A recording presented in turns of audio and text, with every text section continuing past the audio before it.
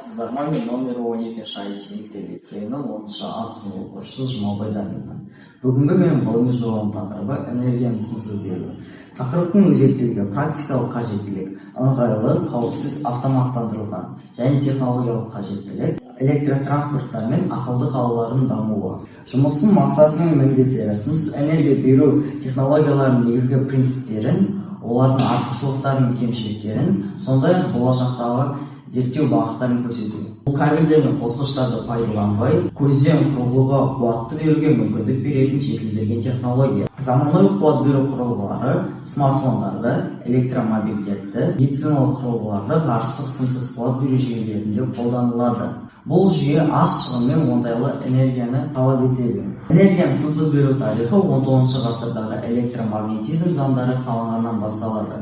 1831 жылы Майкл Фарадей осы құбылысты ашты. Ол электр тогы мен магнит өрісінің арасында тікелей байланыс бар екенін дәлелдеді. Яғни тұйық контурдағы магнит өрісінің арқасында электр тогы пайда болатынын дәлелдеді. 19 ғасырдың аяғында көрнекті өнертапқыш Никола Тесла осы саланың дамуына шешуші қадам жасады. Ол өз тәжірибелерінде шамдарды сымсыз жалғау арқылы энергияны сымсыз беру жолдарын көрсетті. Жобамның бірінші бөлігінде Майкл Фарадей тәжірибесі.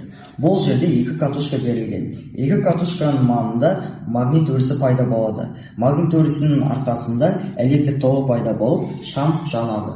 Екінші бөлігінде Тесла тәжірибесіндегі резонанс құбылысы көрсетілген. Үшінші бөлігінде чи модуль, яғни телефонды сымсыз зарядтау. Төртінші бөлігінде электромобильдерді сымсыз қуаттау. Жол немесе гараж еденіне орнатылған қуат беретін модуль. Автокөлік астында орналасқан қабылдағыш катушка болады. Резонансты құбылыс арқылы қуат беріледі. Ұсынысы. Біріншіден, энергияны тұрақты сымсыз беру арзан әрі экологиялық мәселелерін шешудің бірден бір жолы.